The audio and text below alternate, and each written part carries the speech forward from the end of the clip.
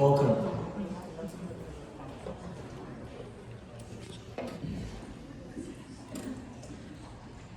Welcome to this important space where we honor, remember, and celebrate the life of Farah Khorram, beloved mother, sister, wife, grandmother, and friend.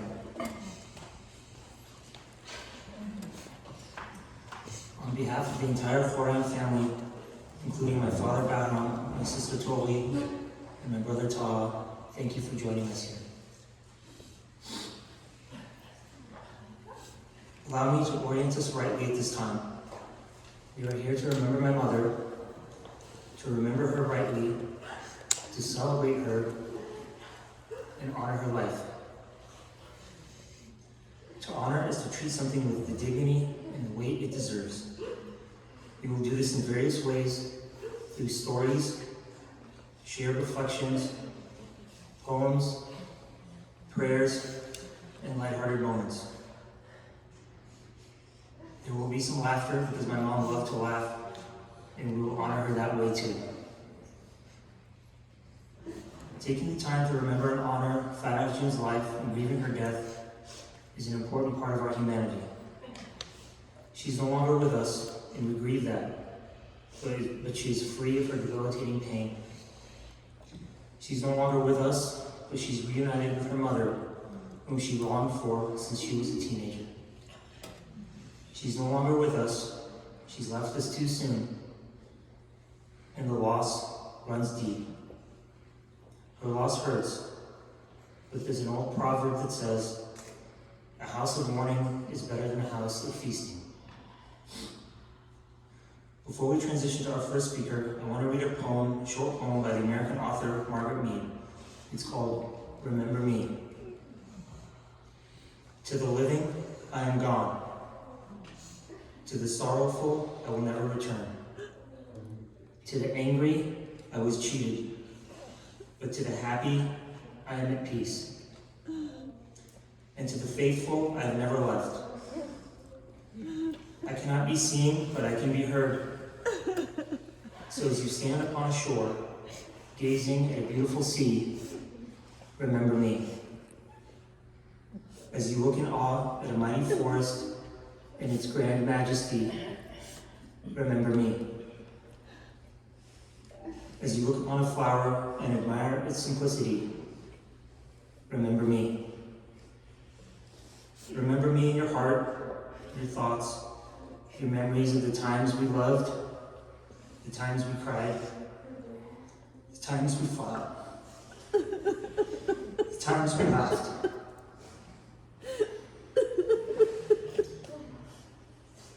For if you always think of me, I will never be gone.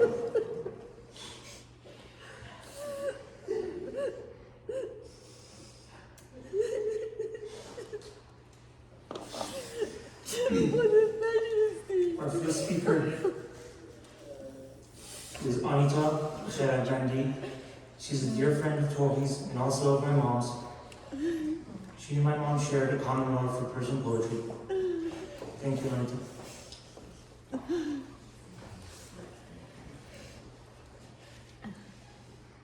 شعله‌ای خاموش گشت و خانه‌ای بی‌نور شد. گوهر ارزنده‌ای پنهان به خاک گور شد.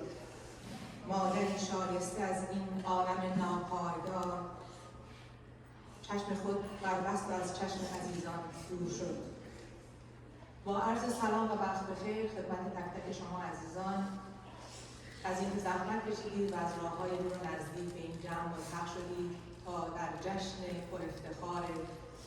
جشن زندگی پر افتخار و پربار مهربانو خانم فرح خرم شرکت کنید. از جانب همسر ایشون جناب آقای بهرام خرم، فرزندان عزیزشون توقی جان، تکین و تاهای عزیز، همسرانشون دکتر آرش، ارن و تانینا از شما تشکر میکنم.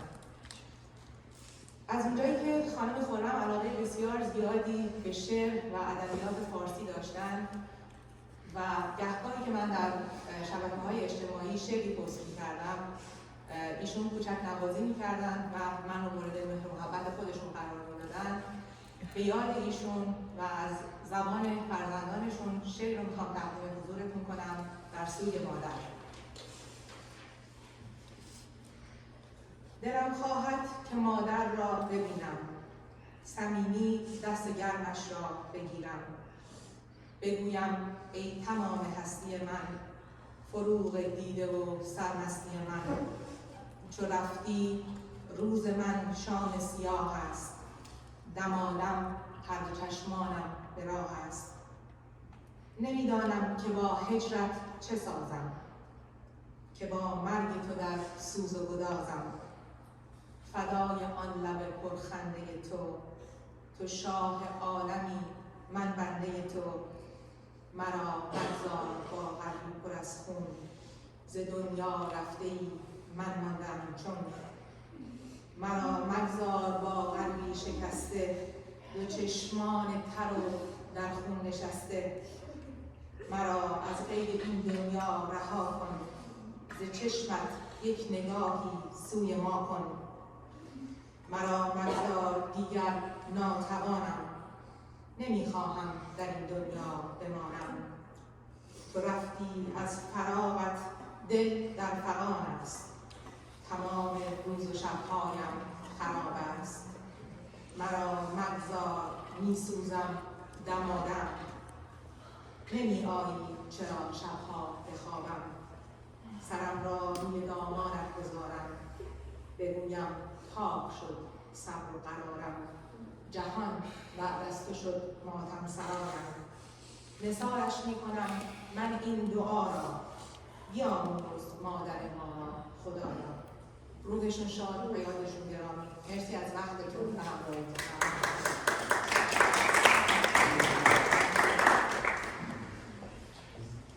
Thank you, Anita Jun.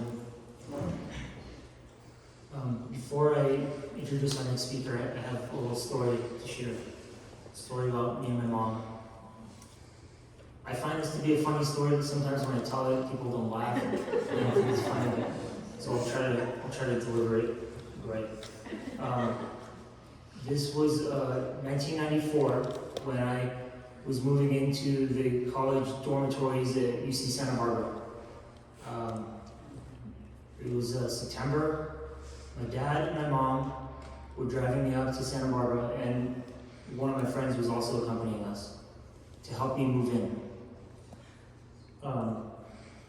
I was the first of Farah June's children to move out of the home.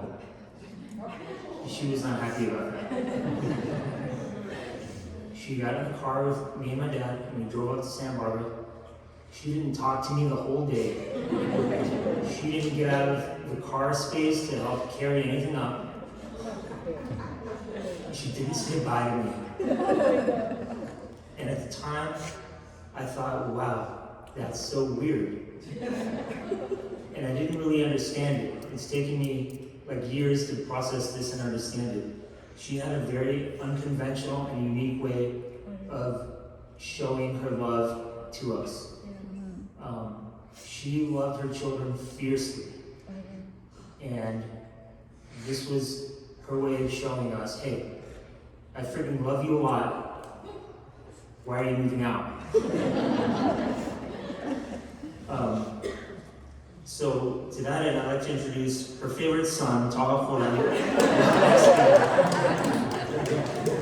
He always had better grades than me, better friends than me, and a better nose. So of course he's the favorite son.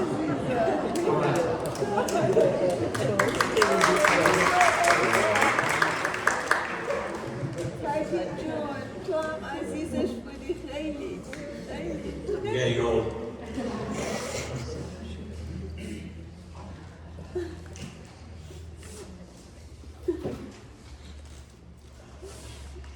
Thank you all for being here, first of all. Growing up, the youngest child of Madar was so much fun. By the time she got to me, she was done with discipline. I never got the worst of it. Mahnaz got the worst of it, Totally got the worst of it, Mahak got the worst of it. My mom used to wear a Swedish clog, And if you guys know what Swedish clogs are made of, they're made of wood. She would use that to discipline them. And it was okay with me. Sometimes she would discipline tacking as well. There was this one incident where I was sunbathing outside. I had dark glasses on. I was patiently asleep. And Tacking decided to pin me down for no apparent reason and stick a cherry seed in my nose. My mom went nuts. It took her about 30 minutes to get that cherry seed out. When she was done, I still remember Tacking's screams. She was not only my best friend, she was my enforcer. As the youngest, I was running the household, and it was amazing. She was the best. Due to our age differences with my siblings, I was always the first pickup. I never went to school with anybody, so my mom would pick me up. The school bell would ring, all the kids would run out to the sidewalk. They were ready for their parents to pick them up, but I knew better. Madar wasn't going to be on time. She was on Persian Standard Time. She was never on time. Always 20 minutes late. But when she picked me up, it was a magical 1 hour with my mom. She would take me to McDonald's. We would get Big Macs, chicken McNuggets before they got healthy, French fries. She would take me to Tehran Market. She would get me alus, lava shack. My dad loved mortadella, so she would get a mortadella. I would eat half the mortadella before we got out of the car. It was amazing. I still remember the first day of 3rd grade. I hated 3rd grade. I was so sad. I don't know why. Just the first day blues. Madar picked me up and she had a bucket of KFC in the car waiting for me. She knew I loved KFC. We would run errands together, and then, depending on what year it was, we would head over to Lincoln or Samo to pick up the older crew. She loved to park near the field. She loved soccer, as we all know. She loved to watch soccer practice. We always were wondering what Sopan was doing out there on the soccer field. But occasionally he would score a goal, and we were so happy for him. She loved watching Sopan play soccer. She would bring them all food just like she did for me.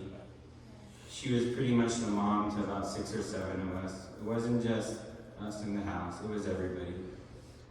I have so many great memories with her. We were free-spirited kids. She didn't really give us any rules. We were raised on the Santa Monica Pier. We had that little restaurant. We didn't have a bedtime. She never checked on when we went to sleep. We had an endless junk food cabinet. It was amazing. Some of the friends would come over to taste some of our junk food. It was the best. Childhood was amazing. Then we went on to what I'll call my teenage/educational years. It was great. Madar never once, unbelievably, as much of a disciplinarian as she was. She never checked my grades. I don't remember one time where she actually checked my report card. Her major lesson to me as a kid was, if you don't study, you're not going to have money when you're older. That was the only lesson I needed to hear from her. That was it. I started studying after that. She never checked on me. She was tough on me, but it wasn't really school related. It was mainly she wanted me to make good friends. She wanted me to stay young. She wanted me to hold on to my youth. That was a backdrop to all her decisions. She was hard to understand because of that. As a kid, it's a little bit tough. But now thinking back on it as a father, she's right. I don't want Sati to grow up quick. I want her to stay a kid as long as possible. Think about it. What's more fun, being a kid or being an adult? Being a kid, right? Yeah. God bless her soul. She didn't want me to drive too soon, so I started driving a little later than others, and she was right about that again. I almost killed myself on a freeway. The most important thing she always really wanted us to do was just to associate ourselves with good friends, have good people in our lives. And during those teenage years, that's all she really wanted. She wanted me to make good friends. And once again, Madar was right. Look at everybody in here. Some of my best friends in the world. Friends I made during that time frame. Because Madar guided me to make the right friends. And I appreciate you guys all being here to honor my mother.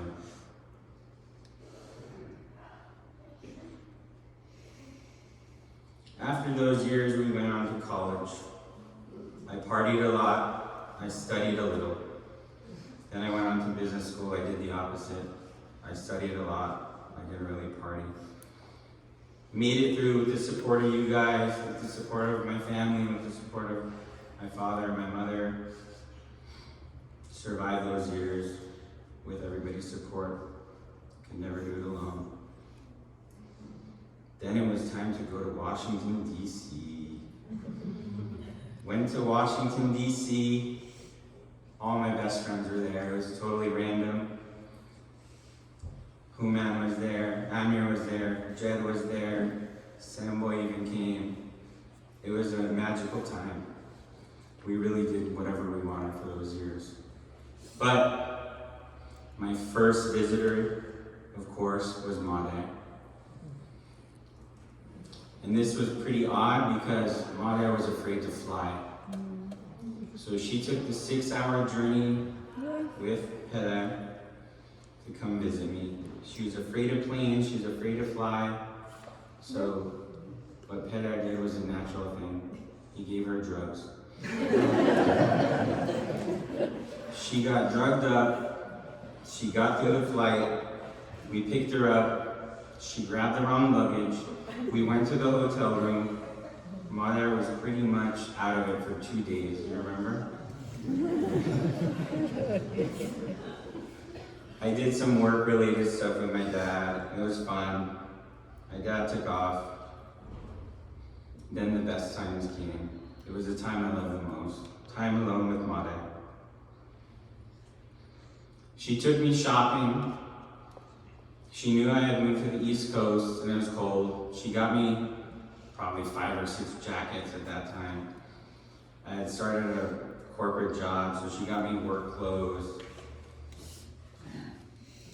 She went all out so I'd be comfortable in my new home. She quickly became best friends with pretty much everybody in the building. There was a door guy who she had a spiritual connection with, Hassan. May he rest in peace. She tipped him probably $20 every time she walked through the door, even though it was an hour after the last time she walked through the door. She already was the queen of DC in 3 days. At that time, Pixar movies were new,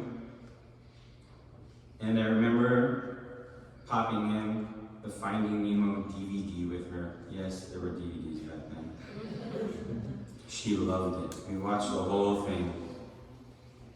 It was all new to her. It's computer graphics. I told her there was a movie about fish that looked real. She loved it. For years after that, she would call me Nemo. I would call her Nemo. And she still has that Finding Nemo doll above her kitchen. It was a really memorable time. By some type of coincidence, Khalif Haiba was there as well, her sister. We all ordered Chinese takeout together down the street. Super Panda, you remember? You see the Super Panda every day. Samosas, it was the first time they were trying samosas. They even drank some beers. It was a really memorable few days with the sisters, watching them be young and have fun together. That portion of the trip ended, and it was time for her to go off to New York to visit one of her best friends in the world, Khadijina. I put her on the train, and it was something I imagined from a movie. as if when you say bye to your daughter, when she goes off to college, we wave bye. She was like a kid, ready to have fun. It was really memorable for me. During my few years here, she would send me these care packages. So she would pack a box full of dry ice, and she would put in nuna pani iruni, homemade morava, definitely some nuna sangak was always in there, homemade horma sabzi, kotlet, you name it. Even though she wasn't there, she wanted to be with me in spirit. And she was always with me in spirit. She would send those care packages, I don't remember, once a month or so. It was amazing. And then we moved on, or I moved on, to this dreaded thing called adulthood. When I came back, Madar has been there for me for every major milestone in my life. When it was time for Tanya and I to get married, she oversaw the sofra. She knew neither of us had no idea about anything related to a sofra, so she planned the whole thing with someone's help. When it was time to get clothes, she took me suit shopping. I still remember, we went to Saks Fifth Avenue. I walked in there. Everybody knew me as Fat Ass Son right away. She was running the place. It was amazing. Tanya and I joke about it because she got me a suit more expensive than Tanya's dresses. Not just her dress, her dresses combined. That's how Madar did it. No budget. She just wanted me to look good. I don't remember much from the second half of that wedding, to be honest with you guys. Mainly due to some of you guys in here and all the drinking together. But I do remember my dance with Madar towards the end of the night. She looked so beautiful, as she always did. After the wedding, we stayed 4 or 5 nights, and that was another memorable time.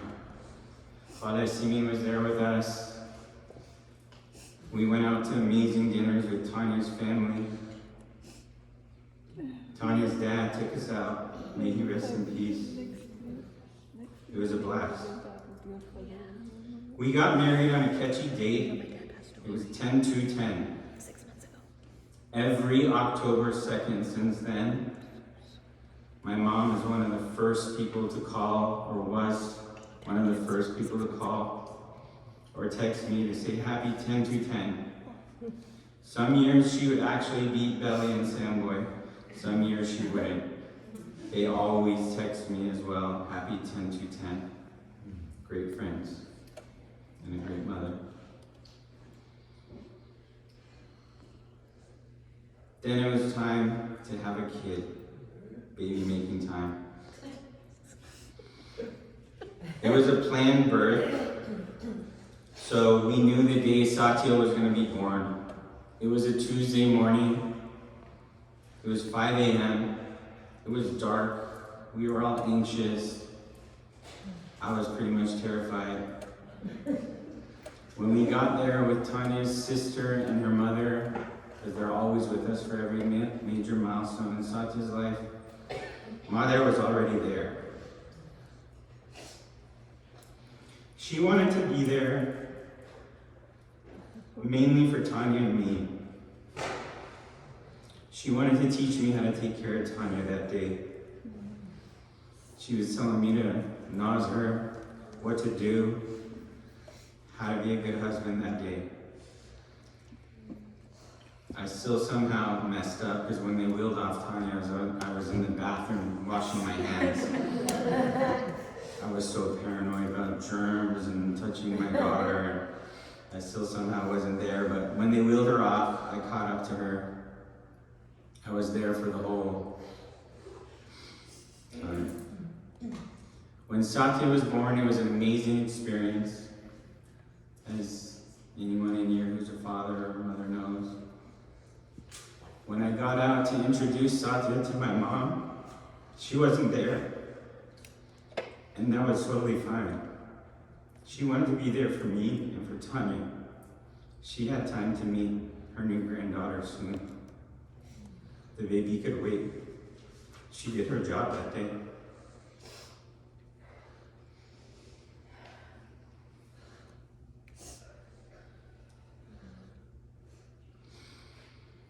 Now it's time to say goodbye.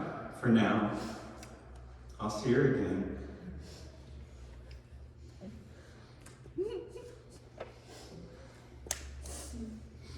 Everything she did was dictated by the love for her family.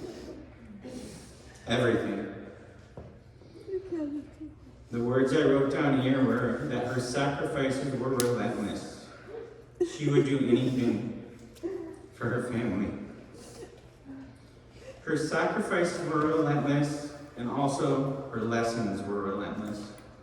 Sometimes I would tell Tanya when I would go to see my mom, I'm ready for a good 6 or 7 life lessons tonight. A lot of them full of knowledge. Some of them as simple as reminding me how to make pull-up on the pull-up pads for the 20th time. I haven't used that pull-up pads in years, but I would still always tell her that I did. She was a close friend to me her whole life. She was the best. She was so genuine. She was, as some of you know, controlled by raw emotion. And sometimes, although it was tough to witness or see, I always appreciated it. Because I'm a little bit of the opposite, a little even keel, but I love that Madar just pretty much told people how it was. Genuine, not fake, and you know where you stood with her. She was so strong, but like every human being, like all of us in here, she had her weaknesses. One of them was that she was afraid of surgery. Yeah, she was. I was with her before her last surgery. As she went in, she asked me to do one thing for her.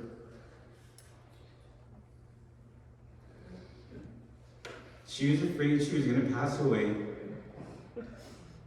And in Farsi, I'll say it in English. She said, "Todd, promise me one thing." I said, "I promise." "What is it?" And she said, "Please just take care of Toby if I die." Toby's middle-aged with a daughter of her own, and all my mom wanted to do was to take care of Toby. That's just her nature. She was always giving, always sacrificing, never cared about herself, just cared about her family. The last time I saw her, before that horrible day at the hospital, the last thing she said to me was, "Bora khune." In English, that means go home. She knows I had a long day. She knew I had a long day. She knew I was exhausted. And all she wanted me to do was to go home and get rest. That was her nature. She didn't care about the condition she was in. She just wanted me to go home and get rest. This is tough. I'm really gonna miss her. I'm gonna miss everything about her. I'm gonna miss her skin, her hands, her fingers. I love the back of her arms right here. I'm gonna miss giving her kisses on the neck and trying to make her laugh. She was the best. She'll always be my mother.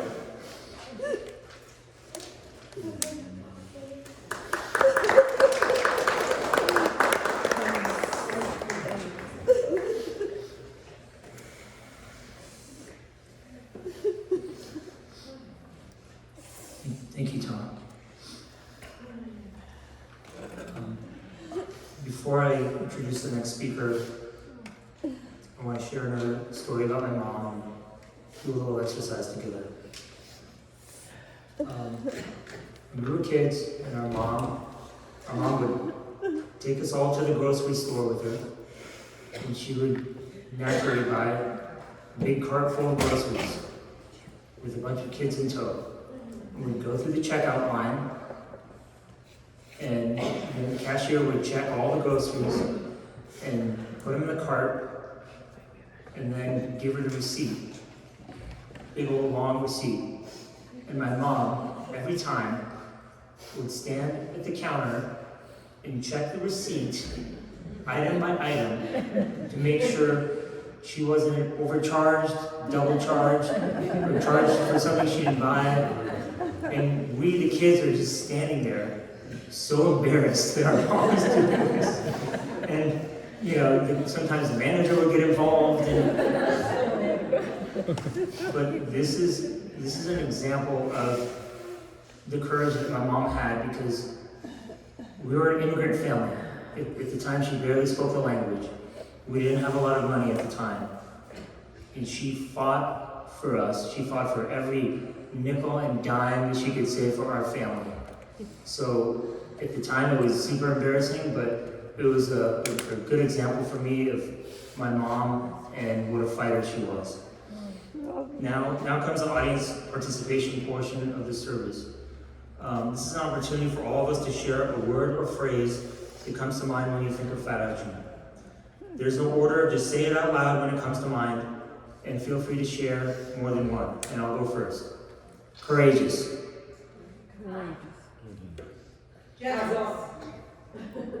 Strong. Joy. Full of life. Generous. Nurturing. She was so generous. You said she was checking on this, but at the same time she could have given $20 tip to the first person that was helping you. She was very generous. Very generous. Those words are a testimony to who Farah Khorram was to all of us. No one knew her better than my father, who was married to her for 50 years. And so to that end, I'd like to introduce our next speaker, Nazi Eshkia Nikki, my father's second cousin. She'll be speaking to my mom's memory on behalf of my father.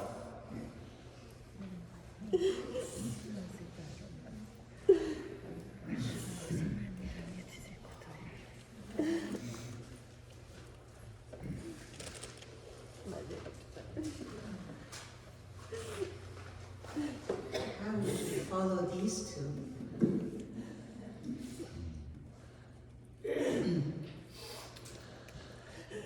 هرگز نمیردم که دلش زنده شد به عشق. ثبت است بر جریده آدم عالم دوام.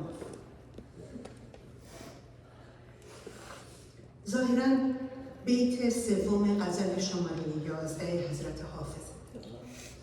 ولی امروز اینجا در این مراسم بود گویای رابطه 51 ساله بین یک زن و مرد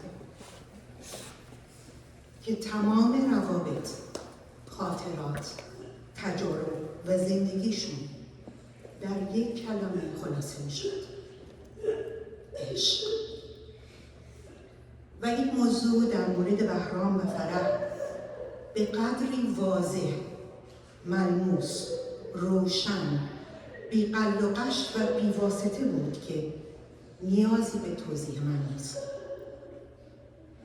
چرا که اگر شما در حضورشون با نگاه بصیرت به گپ و گفت ساده اونها هم توجه می‌کردید، در معرض گرمای عشق اونها قرار می‌گرفت. فرح معشوقی که 51 سال تا سر بر بازوی بهرام نمیگذاشت به خواب نمیرفت و اگر بر اثر حرکتی به عمد یا به سهو بهرام بازویش را کنار میکشید، فرح در خواب و بیداری دست بهرام را میگرفت و بر سینه‌اش میگذاشت تا دوباره به خواب برود. قصه نمیگم، فیلمنامه عاشقانه هم نیست، بلکه دارم از یکی از رازهای زندگی زناشویی عاشقانه این دو نفر براتون پرده برمی‌دارم. یا مثلا من هر وقت از فرح در مورد ساعت یا تاریخ موضوعی سوال می‌کردم، بدون استثنا نام بهرام رو در جوابش می‌گنجوند. حالا چه موضوع به بهرام ربط داشت چه نداشت. مثلا اگه در مورد ساعت آغاز یک برنامه تلویزیونی ازش می‌پرسیدم یا روز فلان برنامه ازش می‌پرسیدم، در پاسخ میگفت بهرام ساعت فلان میاد خونه. این برنامه 1 ساعت قبل از که بهرام بیاد خونه شروع میشه یا 1 ساعت بعد از اینکه بهرام بیاد خونه تموم میشه. یعنی معیار زمان و تقویم در زندگی فرح ساعات رفت و آمد، خوابیدن و بیدار شدن، ورزش کردن بهرام بود. بنابراین همه چیز به بهرام ربط پیدا می‌کرد. حالا چرا من از عشق شروع کردم؟ چون اگر فرح رو نمیشناختید و با عشق عمیق و استثنایی این بین این دو نفر آشنا نبودید، ممکن بود در مواقعی فرح زنی سختگیر و حتی خشن به نظر برسید. ولی در سینه او قلبی می‌تپید مملو از عشق، نه تنها به بهرام که به فرزندان، نوادگان، اقوام و دوستانش. زنی بی نهایت خیر و دست و دلباز که شاد کردن اطرافیانش به او رضایت خاطر میداد و اگر کاری رو در موردش انجام داده بود خستگیش رو در میکرد. البته لازم به ذکر که بهرام هم متقابلا معتقد بود که خدا همیشه به من میداد که منم بتونم به او بدم. این عین جمله بهرام. جدا از مسائل احساسی و خانوادگی، فرح ضمناً زنی فرهیخته و تحصیل کرده بود که تشنگیش برای آموختن، دانستن و خواندن هرگز سیراب نمی‌شد و همواره با کنجکاوی در کنکاش یادگیری بود. او بسیار اهل کتاب و شعر و داستان و بیوگرافی و تاریخ و جغرافیا بود و حتی در دبیرستان جغرافیا تدریس می‌کرد. خطی خوش داشت و یکی از استادانش در دانشگاه از او خواسته بود که جزوه رو با خط خوشش بنویسه تا استاد پلی‌کپی کنه و بین دانشجویان تکثیر کنه. ما هر وقت همدیگر رو می‌دیدیم از هم در مورد کتاب جدیدی که خوندیم یا فیلم جدیدی که دیدیم جویا می‌شدیم و او همیشه معترض بود که چرا من رادیو رو ترک کردم و چرا به رادیو برنمیگردم و نظرات خودش در مورد جای خالی موضوعاتی در برنامه‌های رادیو تلویزیونی رو با من در میون می‌گذاشت که خب این برای من بسیار عزیز بود. این موضوع ما رو میرسونه سر رابطه من و او و خاطره جاودانه‌ای که ما رو به هم گره زد. نوجوان بودم. شبی تابستونی در مهمانی در حیاط منزل بهرام فرح که لباس سواره زیبایی به تن داشت از کنار من گذشت و پارچه لطیف دامن بلند لباسش که به خاطر راه رفتن او مثل موج حرکت میکرد به من سابقه شد و منو به خیال بافی عمیقی برد که سالهای سال به یکی از رویا پردازی های دخترانه من تبدیل شد. رویای مثل او شدن، مثل او بودن، مثل او حرف زدن، مثل او لباس پوشیدن، مثل او خوش برخورد و خونگرم بودن و مثل او و مثل او و مثل او بودن. فرح صنم و معبودی زمینی بود که عمیقاً دوستش داشتم و ستایشش میکردم و صمیمانه و صادقانه متاسفم که با این سرعت از بین ما رفت بدون اینکه به آخرین آرزوش برسه. فرح از خدای خودش خواسته بود که 10-15 سالی به او وقت بده تا بزرگ شدن و به سرانجام رسیدن 5 نوه‌اش رو ببینه. و گرچه این لذت از او دریغ شد، ولی بیشک فرزندان او تکین، طاها و توقی یاد فرح عزیز رو در خاطر فرزندانشون گرامی نگه خواهند داشت و میراث فرح به این شکل در وجود تک تک نوادگانش زنده خواهد بود. فرح در روزی زمستانی در منیریه تهران در خانواده پنبه‌چی به دنیا آمد. پس از دوران ابتدایی به دبیرستان آذر و سپس دانشسرای عالی رفت و در رشته تاریخ فارغ التحصیل شد. بیشک کسانی که در معرض مهر و محبت و لطف او قرار گرفتن با من هم عقیده و هم آوا خواهند بود که در چه مناسبت بجا و فرخنده‌ای فرح عزیز رو به خاک می‌سپاریم، چرا که امروز 13 نوامبر روز جهانی مهربانی است. شاید بیجا نباشه که نه، بجاست که امروز به یاد و در بزرگداشت فرح با هم و همه کسانی که امروز باشون برخورد میکنیم بیش از هر روز مهربان باشه. یک چند به کودکی به استاد شدیم، یک چند به استادی خود شاد شدیم. پایان سخن شنو که ما را چه رسید، از خاک در آمدیم و برآمد شدیم.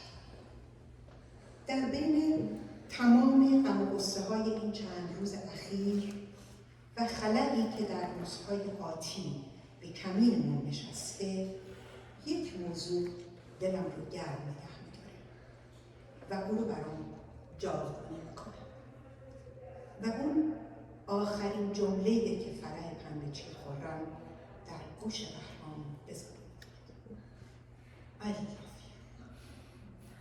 و دیگر هیچ. به یادت خواهم بود خاتون من، به یادت خواهیم بود فرج.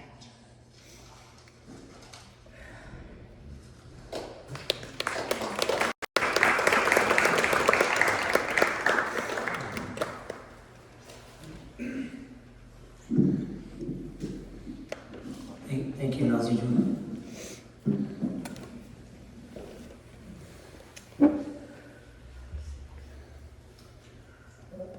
Some of you may know that my mother was a person of great faith and deeply spiritual. Haruz namaz mikhon. It would be important for us to honor God with a prayer at the memorial service. And so now I'd like to ask Gila Pambichi, my mom's second cousin and lifelong friend, to come forward.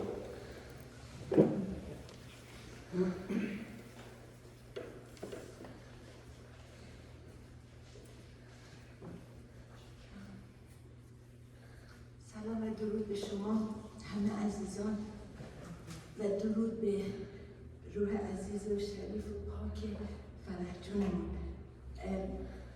من خیلی عذر میخوام که قرار بود دعا بخونم اینجا، دعای توسل، ولی چون طولانی بود و با بهرام جون چک کردم به من گفتش که شاید بهتر باشه فقط یه شعری از مولانا که دارم و اگه 2 کلمه دارم بگم به جای اون دعا، چون دعا خیلی طولانی خواهد بود و همه نمیفهمنش چون عربیه. میبخشید. کوتاه فقط میخواستم بگم من یکی از خوشبخت‌ترین آدمایی بودم که تونستم از محبت مهرش، لطفش، دوستیش و خواهریش برخوردار بشم.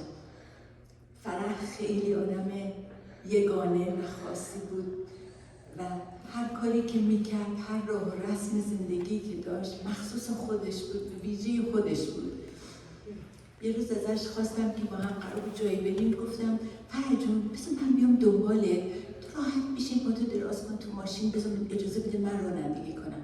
گفت نه، هر جا من میرم با هر کس میرم فقط من رانندگی میکنم و باید با ماشین من بریم. من هیچی نگفتم چون وقتی اون حرف میزد اگه یه چیزی رو میخواست انجام بده طوری میگفت انقدر با مهربونی و انقدر با لطف و نهایت واقعا احترامش اصلا انقدر خانوم بود، طوری میگفت جایی برای پرسش یا مخالفت نمیذاشت. من همیشه فکر میکردم هنوزم تنها و یگانه زنی رو دیدم تو زندگیم که یک انسان کامل بود از هر نظر، نه فقط یک مادر خوب، نه فقط یک همسر خوب، نه فقط یک مادر بزرگ ماه و دوست داشتنی، بلکه یک انسان کامل معتقد به خدا و معتقد به این که هر آنچه که داره تقسیم کنه، بده.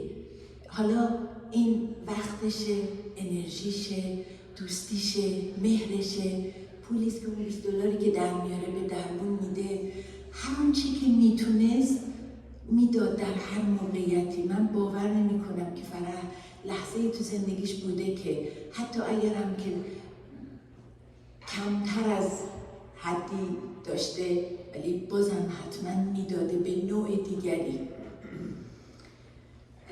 دستش پر برکت بود، همیشه میداد و ابا نداشت به هیچ وجه. من خیلی دلم میخواستش که بیشتر میشنیدم، بازم فقط اینجا یه شعر کوتاهی رو میگم، میخونم براتون که مولانا گفته: به روز مرگ چو تابوت من روان باشد، گمان مبر که مرا درد این جهان باشد. برای من مگری و مگو دریغ دریغ، به دوغ دیو در افتی دریغ آن باشد. جنازه ام چون ببینی مگو فراق فراق، مرا وصال و ملاقات آن زمان باشد. مرا به گور سپاری مگو وداع وداع، که گور پرده جمعیت جنان باشد. فرو شدن چو بدیدی برآمدن بنگر، غروب شمس و قمر را چرا زبان باشد. تو را غروب نماید ولی شروق بود، لحظ چون حبس نماید خلاص جان باشد. کدام دانه فرو رفت در زمین که نرست، چرا به دانه انسانت این گمان باشد. کدام دلو فرو رفت و پر برون آمد، چاه یوسف جان را چرا فغان باشد. ممنونم روح چرا عزیزم.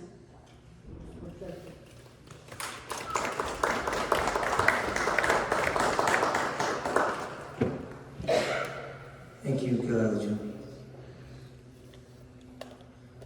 My mom was blessed in many ways.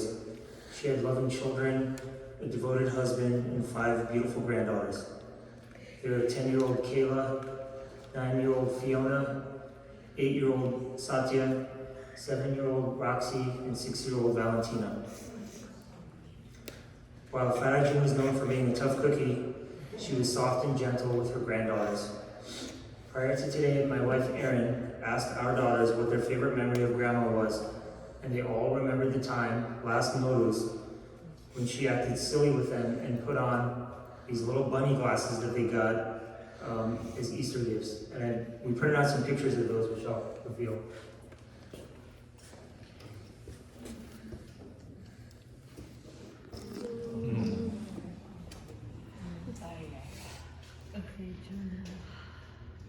Valentina, Toli's daughter, says that she loved it when Grammy would buy her the softest pajamas, and when Grammy would give her Coca-Cola even though Mommy said no. Valentina were here, I would say, Valentina, you have to drink dual from now on, no more Coke. So our next speaker is the woman that my mom loved the most in the world, her dear daughter, Toli.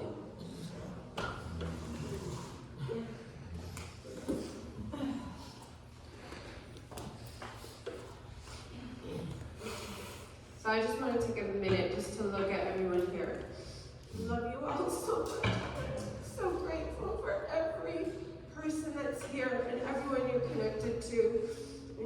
inner circle. Okay, I was a C+ student in school, and I did everything last minute, so that's still consistent at my age.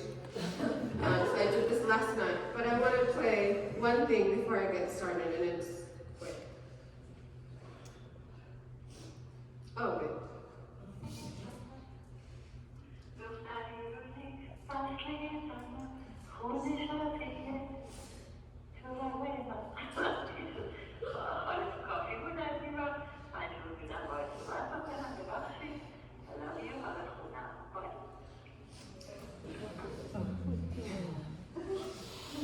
That's who we're talking about today. So I'm going to play two little things later. I'm going to read one thing later and play one thing later. If my phone doesn't die, that is. Don't say that. So, and I wrote this all at 1:45 last night. Salam, ben Tobia Khorram Madlami Hassan, Farah Khorram's firstborn. I'll be going back and forth between my two languages at will. So I apologize in advance. The queen of my heart flies with the angels. Now I'm broken, but I'm fighting to see. She only suffered weeks and not months, not years. And now, reunited with her own mother and beloved best friend, Shada June, who passed away in 2016. My mother Farah lost her mother Shokat, Nikaim, when she was a teenager. This loss shaped nearly the entirety of my mother's personality and in numerous daily fears. Death was always on her immediate thoughts, and she shared details surrounding her mother's death with me on a couple of occasions, and she always feared similar circumstances and tried to do anything she could to stay safe and protected.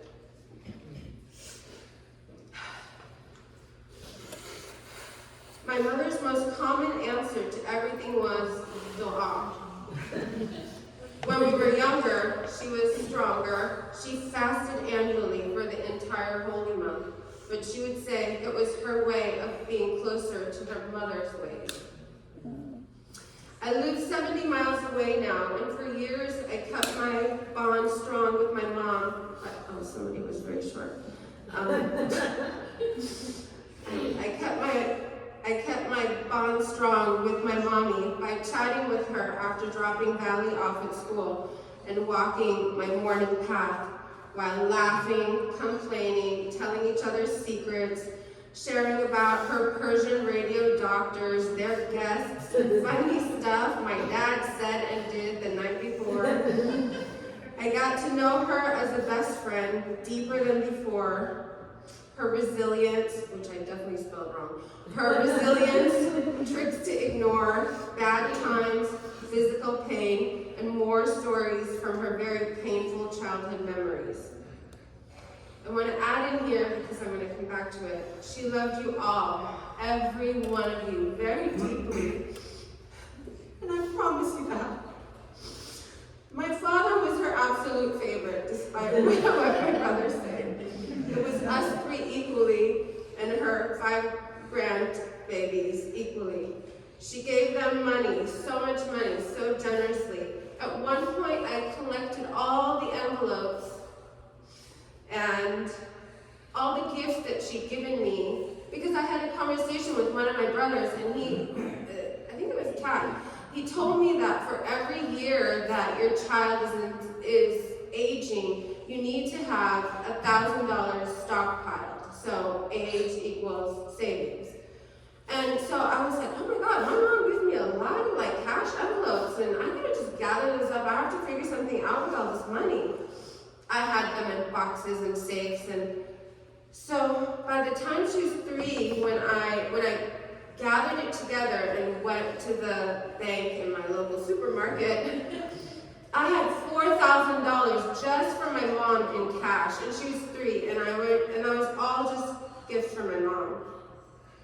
She was very, very, very generous. These are the times I will cherish to my end, the conversations in the mornings.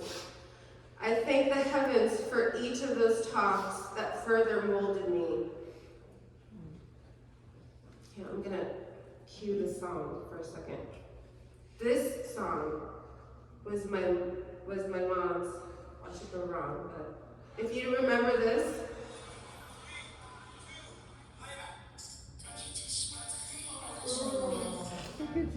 It's working. Yeah. Mom's song.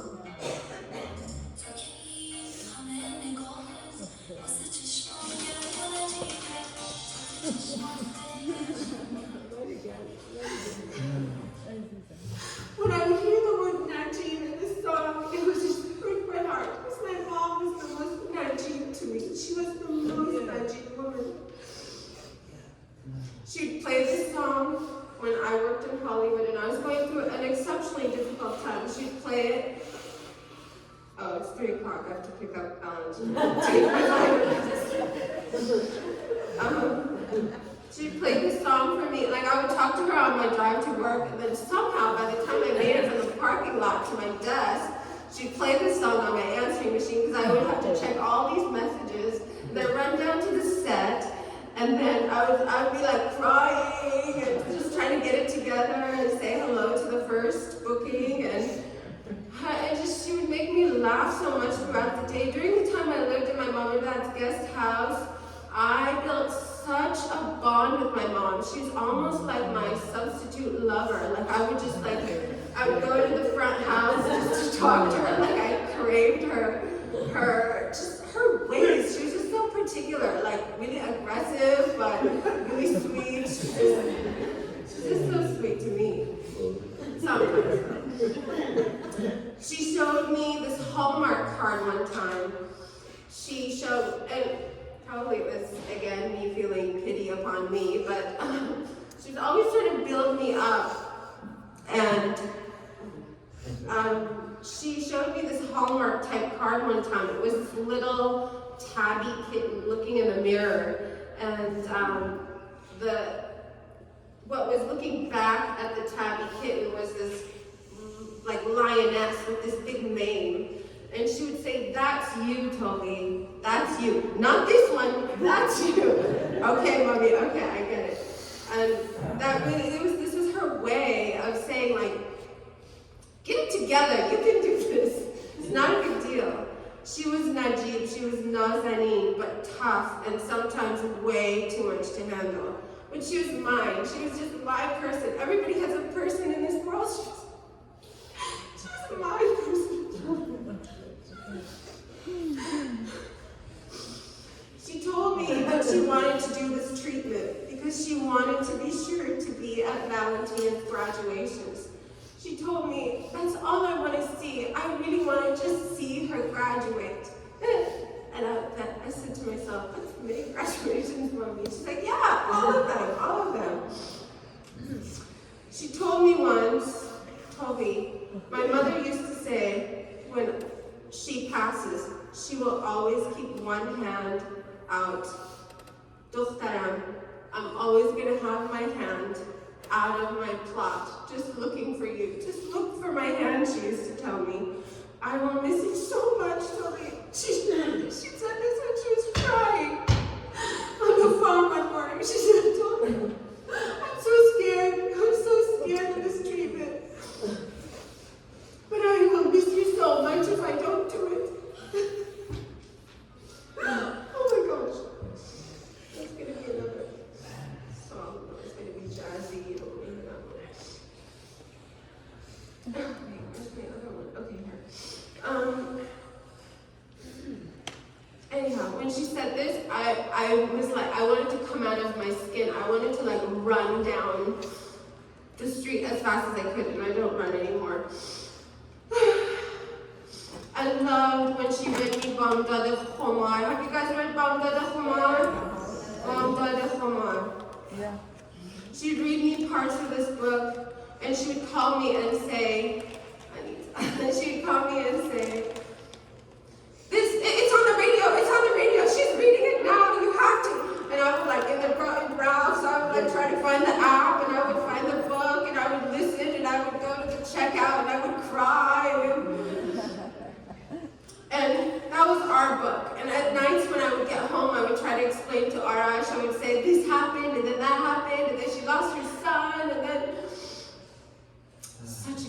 book. That was our book, Madar. Okay, now I'm gonna try to read you. Okay, Taha mentioned Khalajina.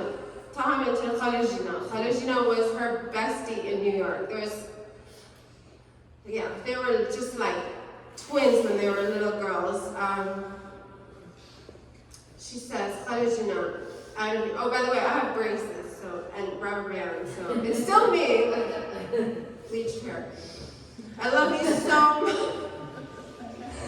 This is from Khalajina. I love you so much too, sweetheart. I wish I could be there with you to share the celebration of your mom's life.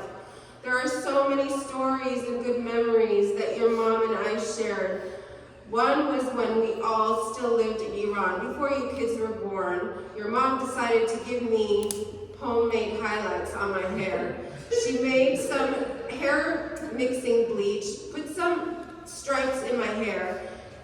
At that time, I had blue-black colored hair.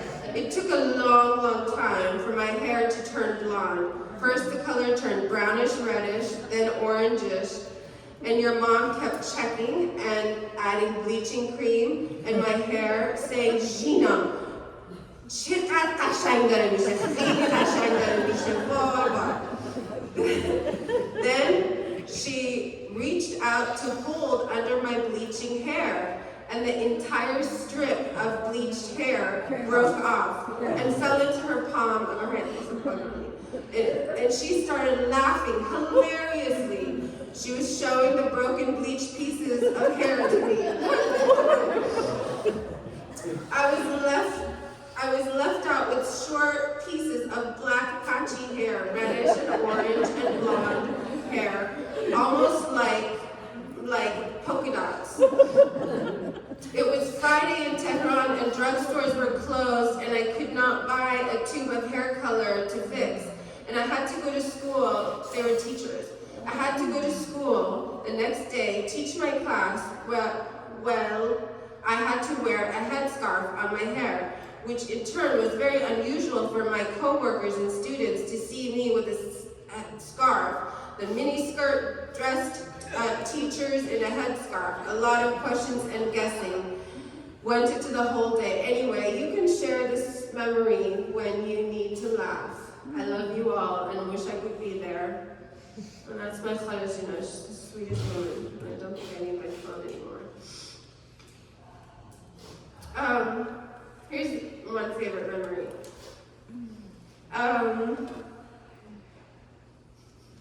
One of my favorite all-time memories is of my mom laughing non-stop during the 1994 Northridge earthquake when we lived in Sherman Oaks, very close to the epicenter. She was laughing hysterically because we were all huddled in the door. At that time, I don't know if it's still true, they would tell you, go to the door rims or sills or whatever they're called.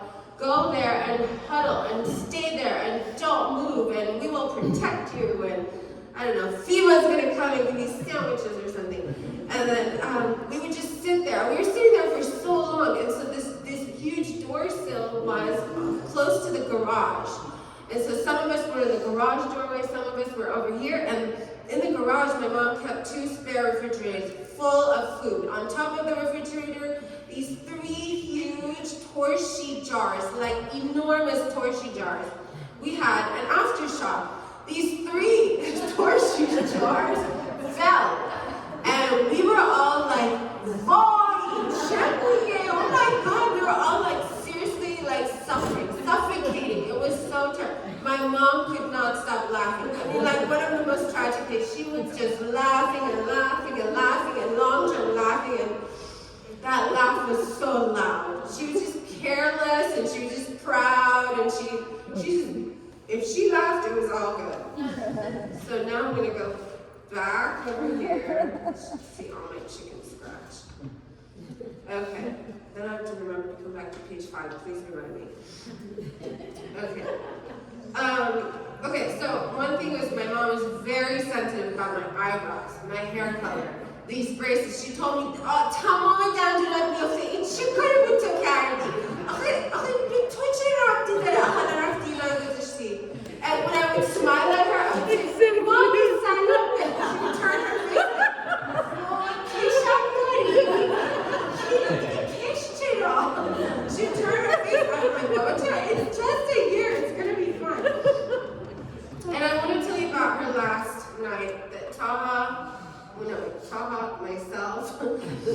Khalizari. Khalizari was my mom's dearest friend. She came from Seattle to take care of my mom during her chemo treatment, which she had a reaction to, which therefore she had a heart attack. They resuscitated her, took her to the hospital, and she went into. And I thought that Taha had worked all this out. And later on in the days when I asked him, how did you do that? He said, I didn't do that. I was so surprised that you came up. And so I want to just thank her. I left her a note and my phone number, and Mahak and I, we said to each other that we would go and find her. And I never would have seen my mother if not for her. And when I walked in, Taha was there, a wreck. Me and Khalizari walked in, and within a minute of my mom, I touched, Taha had put a little vanya cut on her neck. When I touched it, I kissed her. I told her, Mommy, wake up. I want to show you this ring. I want to show you my ugly blonde hair. She's like, you look awful as a blonde. But I wanted to show her all this. I did all this for her, and I know she sees it. She's probably critiquing it, but it's all for her. Everything's always for her. What page was I supposed to go back to? 5. And so, okay, Tax telling me, zip it. One of my favorite, oh no, I told you that. And finally, it's almost over. This is about you all. I think Taha mentioned this in his talk. My mom would say, "Ba behtarin ha masharat kon." That was truly my mom's philosophy in life. My mom always said, associate with those has meant the world, and I just want to make sure she's with her mother and she lives in. Thank you.